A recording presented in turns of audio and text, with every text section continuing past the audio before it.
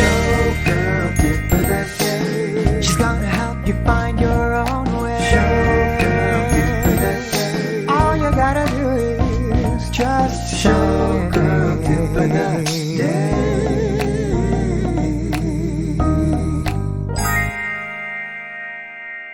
Hi, everybody, and welcome to the Showgirl Tip of the Day podcast. I'm Michelle Bruckner. Today, we're going to continue our series of actors and alcohol. I have with me Jonathan Byal, and we're going to talk about his decision to start recovery. And by recovery, we mean stopping addiction, alcohol. I am so grateful that you're doing this. It's definitely a ongoing process, and it's going to be for the rest of my life. But that's I think I have a lot to talk about in regards to the relapse as well, because relapse is part of so many different people's stories. Hi, everybody. I'm here with Jonathan Byal. How are you doing, Jonathan? I am good. How are you? I'm doing great, and I'm really excited to talk about your story. So you and I met in New York. How many years ago was that now? Oh my goodness. I want to say it was in 2009. I want to say I started the spring semester or the summer semester of 2009. Fantastic. You know, it's been a long time. The years for me, let's just talk about you for a moment. Okay. You are currently in Florida, but you've had a pretty interesting year. So Yeah. Do you want to just kind of dive right in? I'm doing this series called Actors and Alcohol. And, You know, I too thought that for the longest time I was drinking out of habit. Like you said, you need to focus on your health and your wellness. And we forget that so much of that is your mental health. Like health does not just mean going to the gym, dancing, working out, this, that, or the other. You know, a lot of that really is your mental health. And when it comes to alcohol, I found that it's more about your mental health than it is about your physical health. Granted, we all know alcohol does not do great things for the body. We drink sometimes because we feel a certain way, or, you know, a lot of us drink when we've had a bad day. A lot of us drink to celebrate. And alcohol it's a downer. It's a depressive. So, you know, if you're drinking because you're feeling depressed or anxious, it might help in the moment. The next day, it's going to make your depression so much worse and your anxiety. And when you drink to celebrate, you know, it might be fun, but are you really going to wake up? You know, if you continue drinking, are you really going to remember the next day that celebratory moment in your life? Are you going to remember how amazing it was? You're just going to feel like crap, right? yeah. So yeah, for me, I definitely was the same way. And I didn't think I had a problem. Like most people that have a problem, or all people that have a problem really, don't think that they have one. You know, I thought I had it under control. I thought I had it managed. And, you know, everybody has a bad day, but my bad days were being so consistent. There was an incident at work, you know, after my story begins, you know, back when I lived in New York City, really, and that involved more than just alcohol. That was, you know, I got involved in the gay club scene, and that involved party drugs and promiscuous activities and stuff like that. And then, you know, when I moved back from New York is when I really started with the bottle, like hardcore, because I grew up in the middle of nowhere, Ohio. I didn't really have access like you do in New York City to obtain all those other kinds of things. So alcohol, you can get at a convenience store, you can get it at a gas station, you can get it anywhere. So it's very easily accessible. And I think that's why that's the number one drug out there, really, other than nicotine, because it's so easily accessible and you don't really have to go out and look for it. It's right there almost everywhere we go. And it really is kind of a silent killer. You know, for some people. I became a flight attendant this would have been my 7th year. And unfortunately, alcohol led me to lose my job as a flight attendant. And it opened my eyes. Was it the act of your job ending that made you think, oh, wait a minute, something is not okay? No, there was an incident at work where I thought I was fine. And I showed up, you know, to work a flight, and somebody had smelled alcohol on the crew and had reported a few of us for being under the influence. And I thought I was fine. I didn't think I was. From what I can remember about that day, that was back in September, is that I felt just like I feel now. And I was talking to people just like I'm talking to you right now. Okay. And that's how I remember it. I mean, that might not have been how I was, but that's how I felt. So it really does things to your mind, because I felt I was fine. I thought I was fine. And I ended up blowing a 0.111. Wow. So it just goes to show you, and I'm a bigger guy. I felt fine. I felt like I was like it had left my system. I mean, obviously I had the headaches, the nausea, like, I'm feeling a little crappy going to work because I drank so much, but I feeling fine and still blowing a 0.111. And of course, I was not in my right state of mind, even though I thought I was. And I thought, well, there's got to be something wrong. Like how could I be blowing a 0.111? And it happened. So I think, every time, that's just a reminder, every time you go out to a bar or out to a restaurant, you might think that one more beer or that one more glass of wine will be totally fine. And you might feel fine. But the scary thing is that the more you do it and the more you build up your tolerance to it, you start feeling more confident in yourself as the more you drink. That's how I was feeling that night. I was feeling confident. I even volunteered to be the first one they tested. That's how confident I was feeling. If there's a flight attendant out there that's listening to this and you don't know about the fadap program, please, if there's any, fadap is the Flight Attendant Drug and Alcohol Program, and it's available, I want to say, to every airline, if not all airlines. And it doesn't take something like that to happen to you to go through that program. You could call it any time if you wake up and say, I'm feeling this sort of way. And they will help you get into treatment. They will help you. And it's done wonders for me. So, I kind of battled for a couple days after I got back. I hadn't heard anything from work. Obviously I was pulled off duty. Okay. Were you shamed and yelled at, or were they just 100%. My anxiety was through the roof. And I felt like crap because obviously I was hungover, and the feeling of that and my depression and my high anxiety about what's going to happen. I'm going to lose my job. There's a part of you when you feel like that where you're like, I don't care how much I drink. I don't care what I do. I don't want to be alive right now. In that moment. I'm not saying I didn't want to not be alive forever, but in that moment, you just feel like you want to sleep, because if you fall asleep, nothing can happen. Like in your mind, you think nothing can happen to you while you're sleeping. Like you won't hear bad news in your sleep, but then you wake up to missed calls and text messages and emails, and then you have to face reality. Well, all of that is so much pressure on one person that in your active addiction, what do? You turn to what you know to numb that. And unfortunately for me at the time, that was alcohol. And I even got back, and alcohol turns me into a liar. It turns me into somebody who feels like I need to keep secrets and hide what I'm doing and sneak around. That's what it does to me. And I don't like that about myself. I mean, I don't think anybody really does. You want to be able to tell your loved ones, your friends and your family exactly what you're doing and be like, this is what I enjoyed doing. This is what I'm going to do.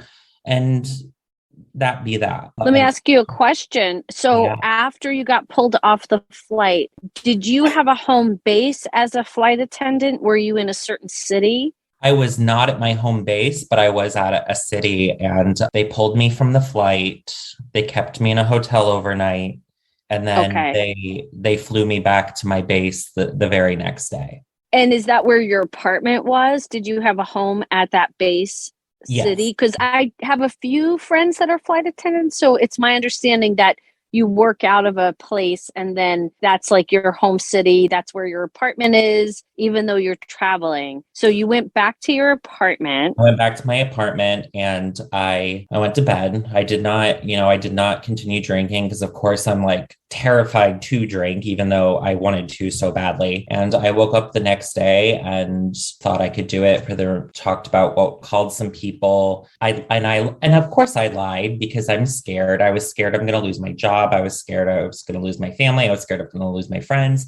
even though I knew that I might lose my job, I didn't realize that the more I continued to be lying to my friends and my family, the more that was going to push me away from them as well. Because all they wanted was the best for me. And I lied. And, that night I was like, I just couldn't deal with the anxiety anymore. And I went and I drank some more. And I have a dear friend here, my very best friend. She's part of, my family. And she called me the very next morning and she was like, "You were drinking last night. What were you doing?" And I was like, "Yeah, I was." And between her and my mother, it was kind of like a Jonathan, you're probably going to lose your job, but you need to get help. You really need to get help. And then things started coming out of the woodwork. Like, "Jonathan, I didn't realize how bad your problem was. I spent nights at my friends' houses because I couldn't drive home." And all of this not knowing that throughout the years, they had been finding beer cans, empty White Claw cans in random places of the guest rooms that I would sleep in or whatever. And I had no idea. So it got to the point where I was drinking subconsciously and not even knowing it and trying to hide the evidence. Can you tell me a little bit about the treatment? And you applied for the program. Yes. And so then I they called. said, Luckily, we have it at the airline I was with. We had a union, and I called the union. They set me up with the union member that deals with the fadap program. Within minutes, all of the correspondence between me and my company had ceased, and they were doing everything for me. And I took a leave of absence, and within maybe 20 minutes of calling that person and saying, "I need to go to treatment," I had a detox facility out in Santa Ana, California, calling me within 20 minutes. And they said, and this was probably at 4:35 p.m., Eastern time. And they said, "Okay, can you be on a flight tomorrow at 6:00 in the morning?" And did they pay for the flight or did you have to book it yourself? They took care of the flight for me. Okay. Wow. And of course, I'm like, I have no time. Like, I need to pack. I need to set up, what I need done while I'm gone. And mind you, I thought I was going out there because everybody that I had known that had gone through this program had gone for 30 days. It was a 30-day program. And that's what I planned for.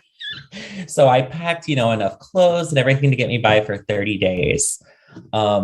And I said, I need a day. I said, I need a day. And they said, "Okay, the day after tomorrow, there's a direct flight from Tampa to LAX." And I said, "Okay." And then from there on out, I got my ducks in a row. My 4-month journey in treatment started. Mind you, like I said, I was going for 30 days.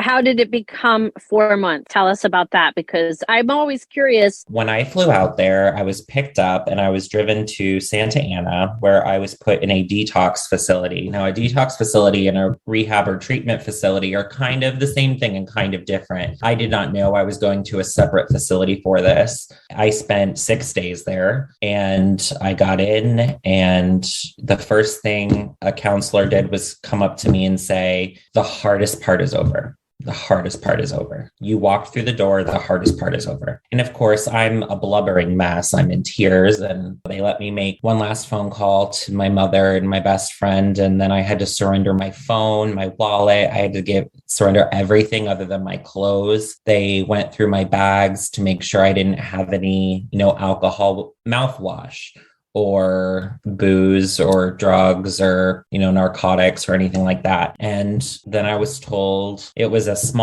very small facility. I think it only had 6 beds in it. There was only one other resident there when I was there, and I became very close to him, another flight attendant. So we had some things to talk about and group therapy sessions, but there was just 2 of us. So that was kind of a blessing in disguise for me, because I got a lot more one-on-one, more intimate. Why do you think you're here? You're scared to talk about your life. You're scared to talk about all the things you've kept inside that you've never told a single soul. Because most of these counselors and people that work in these facilities are in recovery themselves. So you have people that have gone what you've gone through and understand, and there's not the slightest bit of judgment. Just talking about it is going to help somebody, and that's why I'm doing it. I just want to shed light. I mean, especially with show business and being a flight attendant, it's high pressure. It's a lot of constant changing and constant, like everything changes at the last second. And it's so easy to use alcohol as a way to just cope with the uncertainty of it all. Don't you agree? 100%. And, becoming a flight attendant is a very difficult thing to do. There's so many, it's like becoming an actor or a dancer or a singer or any kind of artist. Getting a job as a flight attendant was equally as difficult. There are so many people out there that want to be a flight attendant, and to think that I got that opportunity, and it's really now starting to sink in that I got that job that so many people wanted who probably are sober, who probably don't have a drinking problem. I do feel a little bit of shame and guilt over that, but I need to stop feeling that, if that makes any sense. Like, I need to be like, of course. Okay, what happened to me happened for a reason, and it's going to allow one of those other people to do that who deserve it. I'm not saying that I was not deserving of it by any means, but there's something out there that's better for me, better suited for me. So have you decided to not go back to work? I was let go from the airline. I was let go this past week. I kind of had it in my mind for the past 4 months that would be the probable outcome, but we pray for the best and hope for the worst. And it happened. I was let go, and I was very gracious of the opportunity that I had to go out there for 4 months, and they allowed me to continue my leave, which made me able to have my health insurance and be able to accept my short-term disability and stuff like that. So I was very grateful that they at least allowed me to do that. Going into my story could last 12 hours, but for me, there were two. I can't tell you which one was harder, going to treatment or coming back from treatment. Coming back from treatment is you come back to so many memories. You come back to the same people, places, and things. And in AA, NA, CMA, Smart Recovery, Dharma Recovery, there's so many different programs out there. You just need to find the program that works for you. And in the program I'm working, it says really to change your people, your places, and your things, not to eliminate them from your life, because some of those people might be your best friends in the entire world. But you need to establish on top of that other outlets. And, like I said, when you come back, you're coming back to the house you used to drink, and you're coming back to the same people, places, and things. I think I highly underestimated how challenging it was going to be. Do you have a counselor now that you can continue to see? I am working on one when you don't have health insurance. Okay. Because of your job situation, things have changed a little bit. A little bit, yeah. Now I'm trying to focus more on I believe in AA. I believe AA that works for me. So for me, attending Zoom meetings and doing my step work and occupying, some of my free time with that is really beneficial to me. And the reason I love some kind of recovery program, and it can be something different for everybody, is it's like free therapy. You don't have to pay to go to Smart Recovery. You don't have to pay to go to Dharma. You don't have to pay to go to AA. Any of those programs, you don't have to pay. You get to go, and you can participate or you can listen, but listening is participating, because somebody's going to say something that relates to you. This is good. No, this is really, really good. I want to say not a lot of people ever get to the place that you're at. And unfortunately, I've lost several people to this disease. So congratulations for every single minute that you are working on this recovery. It's great. It's fantastic. And just another thing to stress is that nobody's perfect. The thing about alcoholics and addicts is once we have that first one, all you can think about is how soon till I can have the next one. Yeah. And for me, my 2 relapses have been, I don't want to get too into detail with them, but the first one resulted in me having to stay at a hotel because I wasn't able to drive back to my home. And I at least thank God I was in the mindset where I couldn't drive, because I could have hurt somebody. I could have hurt myself. My second relapse, I'm proud to say, and that's the good thing about this program now, is I can sit here and say, I am proud to sit here and talk to you and say that I am 2 days clean and sober, because 2 days to a lot of people is a milestone. The way I've been feeling in the past week, 2 days is huge. That's where I'm at today. I'm, right before talking to you, I was doing some, reading and writing and journaling. And for me, that's a great outlet. And I'm trying to live every day. And right now I'm working on my honesty. Right now, honesty is the thing that I'm working on the most, because that's what alcohol has taken from me the most, is my honesty. Wow, this is such a really important conversation. You are definitely somebody that you can be proud of. I'm proud of you, just so you know. Thank you. I appreciate that. What would you tell a young actor who's just starting out? How would you if you could, I don't want to say if you could go back in time, because I think we all are on our own paths and we all make our choices because it teaches us things. And I think going back in time to erase something or to change it wouldn't serve us. But what would you say to someone who's just starting a journey and going to pursue acting? What would you say to them regarding drugs and alcohol? When it comes to a young aspiring actor, I look back at myself and I think of how excited I was to move to New York City. And I never thought I was going to get drawn into the world of drugs and alcohol. And it'll suck you in quicker than you'll know it. It's like quicksand. I graduated from AMDA, but just barely, because I was in an active addiction. And I missed auditions because of it. And guess what? Sometimes when you have an audition and you can't call a casting director and say, I missed my audition because I was hungover, or I missed my audition because I was still high from the night before, because they're never going to look at you again. Right. And all I can say is take your love and your passion for film and television or music or theater or any dance or any kind of art you want, and kind of make it like your higher power. That's a really good suggestion. If you truly, truly want to pursue acting and the lovely, lovely world that it is, make it your higher power. Look to it, because if I've learned anything, you can find a program out there and if you already are in an active addiction, you need something to believe in. If you don't believe in God, that's okay. If you don't believe in, it doesn't matter what you believe in. If you believe in theater and you believe in acting, make it your higher power. Excellent. Thanks for coming on. You've really helped a lot of people. Thank you for having me. Hey everyone, this podcast is brought to you by Club Showgirl, a monthly membership program that is coaching, teaching, community, camaraderie. Come join the club. Information is on my website, www.michellebruckner.com. I hope you enjoyed this episode. I want to thank Jonathan Byal for being so honest and vulnerable and raw.